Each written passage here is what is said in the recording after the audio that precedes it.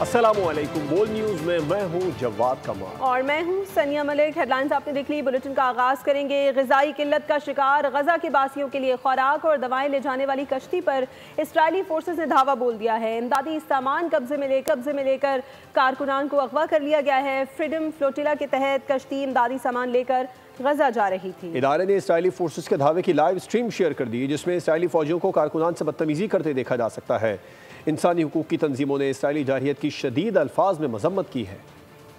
Israeli सफाकियत की तमाम हदें पार कर दी। खुराक और अद्वियात पहुंचाने वाली कश्ती पर हमला, इमदादी कारकुनान को अगवा कर लिया गया, इमदादी सामान कब्जे में ले लिया, कश्ती को इसराइली बंदरगाह की तरफ ले जाया गया। फ्रीडम फ्लोटिला कोलेशन की जानिब से हंजला नामी कश्ती फलस्तीनियों के लिए इमदाद लेकर जा रही थी। कश्ती इसराइली नाकाबंदी तोड़कर इमदाद गजा ले जाना चाहती थी। फ्रीडम फ्लोटिला कोलेशन ने काबिज फोर्सेस के हमले की वीडियो भी शेयर कर दी। वीडियो में देखा जा सकता है कि 6 इसराइली फौजी कश्ती में सवार हुए, इमदादी कारकुनान पर धावा बोला और असलहे की जोर पर यरगमाल बनाया। कश्ती में सवार क्रू मेंबर के इसराइली नेवी से गुफ्तगू की वीडियो भी मंजर आम पर आ गई। इमदादी कश्ती पर कब्जे का ये दूसरा वाक़या है। 1.5 माह कबल भी इसराइल ने इमदादी कश्ती को कब्जे में ले लिया था। इसराइल धोखेबाजी से बाज न आया। गजा पर हमले रोकने के ऐलान के बावजूद मुख्तलिफ इलाकों में बमबारी कर दी है। 53 फलस्तीनियों को शहीद कर दिया।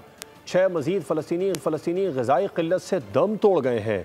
उधर जनूबी गजा में झड़प के दौरान 2 इसराइली फौजी जख्मी हुए। दूसरी जानिब गजा में भूख सी बढ़ती हुई अमवात पर शदीद आलमी दबाव के बायस इमदादी ट्रकों को गजा में दाखिल होने की इजाज़त मिल गई।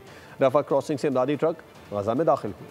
इसराइल भरोसे के काबिल ना रहा, आलमी दबाव पर हमले रोकने का ऐलान किया। बाद में गजा वालों पर क़यामत ढा दी, बम बरसाए, फायरिंग की गई। हमलों में 53 से ज़ायद फलस्तीनी शहीद, दर्जनों अफराद को जख्मी कर दिया गया। 6 अफराद ग़िज़ाई किल्लत से जान की बासी हार गए। आलमी दबाव पर काबिज इसराइल ने गजा वालों पर बम ना बरसाने का ऐलान किया था। रफा बॉर्डर खुलने के बाद मिस्र से इमदादी ट्रक गजा पहुँच गए। खुराक और अद्वियात की बड़ी खेप गजा वालों को पहुँचाई जाने का सिलसिला जारी है। उधर उर्दन और UAE की जानिब से भी तैयारों के जरिए गजा पर इमदाद पहुँचाई गई। गजा में ग़िज़ाई किल्लत से अब तक 85 बच्चों समेत 127 अमवात हो चुकी। 22 लाख से ज़ायद अफराद खुराक और अद्वियात से महरूम हैं। इजरायली वज़ीर आज़म नेतन्याहू हट धर्मी पर उतर आया। गजा में जंग जारी रखने का ऐलान कर दिया। वीडियो बयान में कहा कि गजा में इमदाद की तरसील की इजाज़त देने के लिए जारी टैक्टिकल तवक्कुफ़ के दौरान इसराइली अफ़वाज गजा में लड़ाई जारी रखे हुए हैं। हम अपना मकसद हासिल कर लेंगे और हमास को तबाह कर देंगे। अक़वाम मुत्तहिदा के पास अब कोई बहाना नहीं बचेगा। हमने अब रास्ते खोल दिए हैं। इमदादी सामान पहुँच रहा है। गजा जंग बंदी के मुआहदे पर पेशरफ्त हुई है। अमरीकी वज़ीर ख़ारजा मार्को रूबियो का अहम बयान सामने आ गया। कहा कि मुआहदे की खबर किसी भी वक्त आ सकती है। पुरुम्मीद है कि किसी भी दिन जंग बंदी हो जाएगी। मुआहदे के तहत इसराइली यरगमालियों को रिहा किया जाएगा।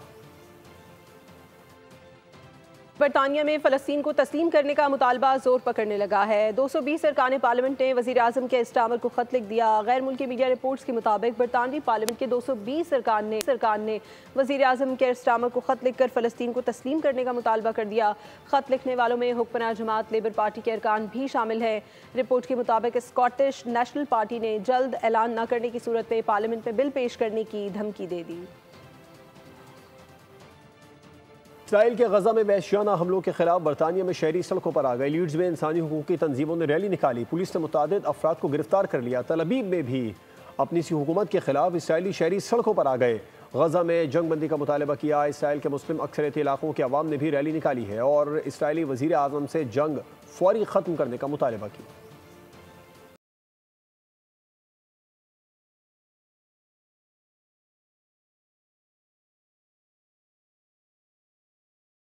अब कुछ जिक्र करेंगे। कोयटा के बाद रावलपिंडी में भी औरत को गैरत की भेंट चढ़ा दिया गया। थाना पीर बदाई के इलाके में शादीशुदा लड़की के कत्ल केस में नया मोड़ आ गया। मकतूला के दूसरे शौहर उस्मान ने खुद को पुलिस के हवाले कर दिया है। मकतूला ने 12 जुलाई को मुजफ्फराबाद में उस्मान से निकाह कर लिया था। निकाह की दस्तावेजात भी सामने आ गई। उस्मान के वालिद का कहना है कि निकाह के बाद मुसल्लह अफराद घर में दाखिल हुए, धमकियाँ दी और सिदरा को वापस ले गए थे। उधर कराची में ही सफाक लुटेरों ने एक और शहरी की जिंदगी का चिराग गुल कर दिया। पावर हाउस चौरंगी के करीब फायरिंग से नौजवान सद्दाम जाँ बहक हो गया। पुलिस के मुताबिक सद्दाम डिफेंस में बंगले में मुलाजिम था। 3 भाइयों में सबसे बड़ा था। सद्दाम रवा बरस मज़ाहमत पर कत्ल होने वाला 54वां शहरी बन गया। हम तो भाई थे, हम लोग रास्ते से जा रहे थे ना, तो बिल्कुल हम बाइक के साथ उन्होंने बाइक जाम की फिर चाबी निकाल देते हैं। फिर हमने बंदा बाइक से जो हम दोनों उतर गए, बाइक नीचे गिर गई वहाँ पे, ये थोड़े से भाग गए, डर के मारे आगे गए थे। मैं वहाँ खड़ा था, एक बंदा है मेरी तलाशी लिए, फ़ोन वगैरह निकाला। फिर एक बंदा इनके पास भागता हुआ गया, फ़ोन छीना था और बाइक की चाबी भी है, चाबी नहीं दे रहे थे, उनको सुबह गोली मार दी। ये तस्वीर क्यों बनाई? हाफिजाबाद में दोस्त ने दोस्त को कत्ल कर दिया। पुलिस के मुताबिक मुसब नामी नौजवान को उसके दोस्त ने गोली मारकर कत्ल कर दिया। मकतूल ने दोस्त से पूछा कि मेरी तस्वीरें खुफिया तौर पर क्यों बनाई। झगड़ा इतना बढ़ा कि कातिल ने मौके पर ही फायरिंग कर दी और फरार हो गया। पुलिस ने मुकदमा दर्ज करके मुलजिम की तलाश शुरू कर दी है और दावा किया है कि जल्द उसे गिरफ्तार कर लिया जाएगा। इस्लामाबाद के थाना संजानी की हदूद से गधे का गोश्त बरामद होने का संगीन मामला सामने आ गया है। इस्लामाबाद फूड अथॉरिटी की दरख्वास्त पर पुलिस ने मुकदमा दर्ज कर लिया, जिसमें एक गैर मुल्की शहरी जोंगवाई को नामजद किया गया है। कार्रवाई के दौरान 25 मन से जायद गधे का गोश्त और 45 जिंदा गधे बरामद हुए, जबकि गिरफ्तार शख्स गोश्त की कोई कानूनी दस्तावेज पेश न कर सका। मुकदमे में इस्लामाबाद फूड सेफ्टी एक्ट 2021 की 4 दफ़ात शामिल की गई हैं। गधों का गोश्त पाकिस्तान में किसको सप्लाई किया जा रहा था या किसी दूसरे मुल्क जाना था, तफ्तीश में ताहाल कुछ सामने न आ सका। कराची के मकामी होटल में नया दौर मीडिया के तहत तवानाई बहरान और सस्ती बिजली की फराहमी पर वर्कशॉप का इनेकाद किया गया, जहां मुकर्रीन ने के इलेक्ट्रिक की इजारादारी, ओवर बिलिंग और बदतरीन लोड शेडिंग पर शदीद तहफ़्फ़ुज़ात का इजहार किया। साबिक़ वज़ीर ख़ज़ाना, अरकान असम्बली, ताजिर रहनुमा, सहाफ़ी और समाजी कारकुनों का ये कहना था कि अवाम महंगी बिजली से तंग आ चुके हैं और अब वक्त आ गया है कि इलेक्ट्रिक का मुतबादिल लाया जाए ताकि शहरियों को काबिल एतमाद, सस्ती और बिला तातुल बिजली फराहम की जा सके। कराची के मकामी होटल में नया दौर मीडिया के तहत सस्ती बिजली की फराहमी तवानाई के बहरान पर वर्कशॉप का इनेकाद। मुकर्रीन का के इलेक्ट्रिक की इजारादारी और नाकिस कारकर्दगी पर शदीद तहफ़्फ़ुज़ात का इजहार। साबिक़ वज़ीर ख़ज़ाना मिफ्ता इस्माइल ने कहा कि 244 अरब रुपए की ओवर बिलिंग की गई, के इलेक्ट्रिक की शिकायत बहुत बढ़ गई हैं। इस किस्म की ओवर बिलिंग हुकूमत की एजेंसियाँ कर रही हैं, इतनी इस तरह की नहीं है। इससे ये मेरे ख्याल से ज़ाती है। इनके पास, सच्ची बात है कि इनके पास के इलेक्ट्रिक के पास पीएमटी लेवल के बिजली के स्टेटिस्टिक्स हैं और इनको सिर्फ वही पीएमटी बंद करना चाहिए और वो पीएमटी भी बंद नहीं करना चाहिए। जिस घर से आपको बिजली नहीं आती वो घर की बिजली काट दें। रुकने सिंध असेंबली MQM तहा अहमद खान ने कहा कि इलेक्ट्रिक की इजारादारी अब खत्म होनी चाहिए। ओवर बिलिंग और बदतरीन लोड शेडिंग कराची वालों के लिए असाब बन चुकी है। रिन्यूअल एग्रीमेंट के इलेक्ट्रिक का हुआ है, उसमें ये क्लॉज मौजूद है कि अगर पिछली कोई कंपनीज और मजीद कोई कंपनीज आना चाहती हैं तो आके कारोबार कर सकती हैं। उनकी जो मोनोपोली है वो ऑलरेडी ख़त्म हो चुकी है और MQM का बहुत बड़ा रोल है उसमें। सदर काटी जुनेद नकी ने कहा कि शिकायत बहुत बढ़ गई हैं। दुकानें जल्दी खोलने जैसे इकदाम तवानाई की बचत में मदद दे सकते हैं। की तरफ से उनको जो है ना वो उनका मैनेजमेंट साइड जो वीक है, जो अपनी मनमानी करता है, वो कनेक्शन से लेके एक कस्टमर मौजूद है, इंडस्ट्रियल कस्टमर मौजूद है और वो डेढ़ महीना और 2 महीना पैसे देने के बाद इंतज़ार करता है कि बिजली कब कनेक्ट होगी। जब तक इजारादारी रहेगी वो किसी की नहीं सुनेंगे और वो अपनी मन। सीनियर सहाफ़ी आफिया सलाम ने वाज़ह किया कि तवानाई के साथ क्लाइमेट चेंज भी बड़ा मसला है, फौरी इक़दाम की ज़रूरत है। Public add committee Jamaat Islami के इमरान शाहिद का कहना था कि बिजली चोरी का बिल अब ईमानदार सारिफ दे रहा है। सस्ती बिजली का मंसूबा है मगर उसे आगे आने नहीं दिया जा रहा। ये जो के इलेक्ट्रिक का मामलात हैं ये बहुत ही यानी इसको हुकूमत को देखने की ज़रूरत है और इस वक्त लोग जो है वो बहुत ज़्यादा परेशान है के इलेक्ट्रिक से, जो है ना इसकी लोड शेडिंग से, इसकी महंगी तरीन बिजली से। डायरेक्टर दी नॉलेज फोरम जीनिया शौकत बोली, लोड शेडिंग और ओवर बिलिंग हद से बढ़ चुकी है, के इलेक्ट्रिक को कोई पूछने वाला नहीं। के इलेक्ट्रिक का जो कराची के साथ रिलेशनशिप है वो ऑफ कोर्स प्रॉब्लमेटिक है। लोग बहुत ज़्यादा डिस्ट्रेस्ड हैं, जो हमें रोज़ाना की बुनियाद पे नज़र आता है। आए दिन हम देखते हैं कि लोग प्रोटेस्ट करने के लिए निकल रहे हैं, चीज़ें जला रहे हैं, डिस्ट्रेस्ड हैं। Social media activist Anil Mumtaz का कहना था कि कराची वालों को सबसे महंगी बिजली मिलती है। सस्ती बिजली का वादा ख्वाब बन चुका है। बिजली चोर कोई भी नहीं कर रहा। आज से आप 10 साल पुराने 20 साल पहले को उठा के देख लेंगे, कोई बिजली चोरी नहीं कर रहा था। रिकवरी ज़रूर थी लेकिन वो भी बोगस बिलिंग करती है। ये लोग सप्लीमेंट्री बिलिंग करते हैं और डिडक्शन बिल बनाते हैं, ये गैर कानूनी है। नया दौर के एडिटर रजा रूमी ने बताया कि शिकायत इतनी बढ़ गई हैं कि अंदाजा नहीं था। अक्सरियती हिस्से रखने वालों को मौका दिया जाए। मेरे ख्याल से ये एक बहुत ही जो है अहम नुक्ता है, बल्कि सबसे अहम क्राइसिस है इस वक्त पाकिस्तान में, क्या कराची में भी, कि लोगों के बिल और बिजली की दस्तयाबी और इसको फिक्स करना होगा। वर्कशॉप में मुतालबा किया गया कि इलेक्ट्रिक की इजारादारी का खात्मा करके सस्ती और काबिल भरोसा बिजली की फराहमी यकीनी बनाई जाए। हुकूमत ने ज़ायरीन की सहूलत के लिए नई पॉलिसी तैयार कर ली। वज़ीर आज़म ने वज़ारत हवाबाजी को खुसूसी परवाज़ें चलाने की हिदायत कर दी। वज़ीर दाखिला कहते हैं अवामी मफाद में अरबईन के लिए बज़रिया सड़क सफ़र की इजाज़त नहीं दी जाएगी। वज़ीर आज़म शहबाज शरीफ से वज़ीर दाखिला मोहसिन नकवी की मुलाकात हुई। बलूचिस्तान की सूरत हाल पर खुसूसी गौर किया गया।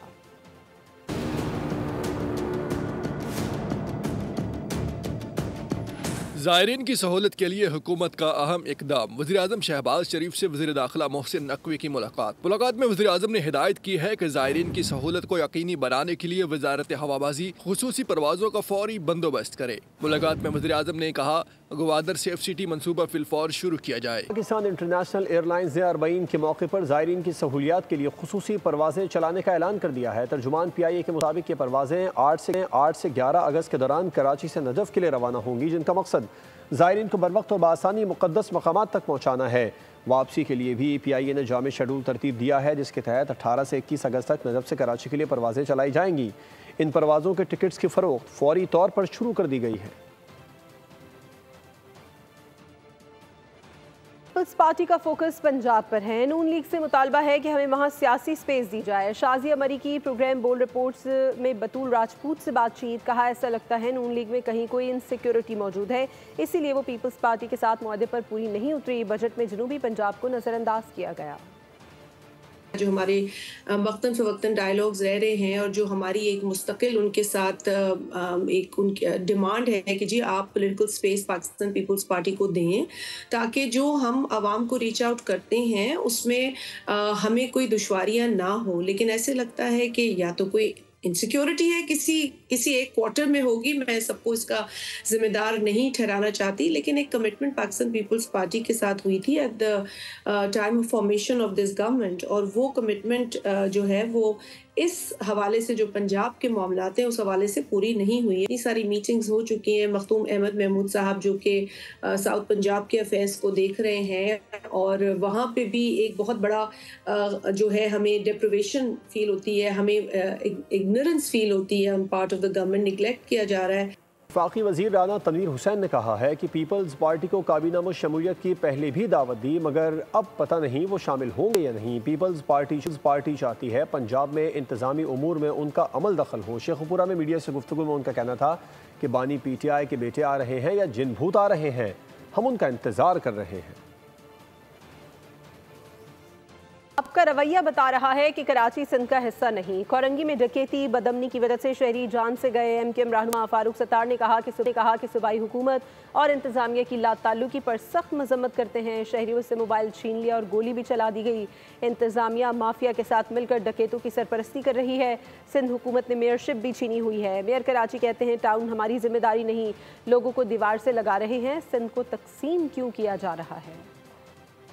ज़्यादा लोग हैं मेरे ख्याल में जो सिर्फ 6 माह के अंदर कोरंगी ज़िले के अंदर जिन्होंने जामे शहादत नोश किया है।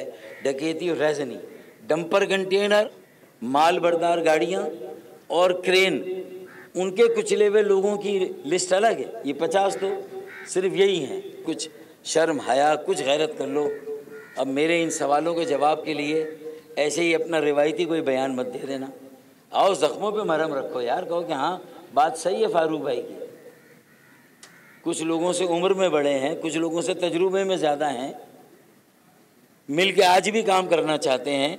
कई चीज़ों पर कह रहे हैं कि आओ निकासी आपका काम तुम करो, हम अपने 15 अरब रुपए 2024-25 के, 15 अरब रुपए 2025-26 के तुम्हारे साथ ये 30 अरब रुपए मिलाते आए, मिलके काम करते हैं। तुम अपने पैसे डालो, हम अपने मिलके करते हैं काम। कराची में चीनी की कीमतों में इजाफे पर कमिश्नर ने नोटिस ले लिया है। 3 माह में चीनी की सरकारी कीमत में 10 रुपये फ़ी किलो का इजाफा किया गया है। अप्रैल में मुकर्ररा होल्ड सेल की कीमत 160 रुपये और रिटेल कीमत 163 रुपये थी, जो अब बढ़ाकर बिलतरतीब 170 और 173 रुपये किलो कर दी गई है।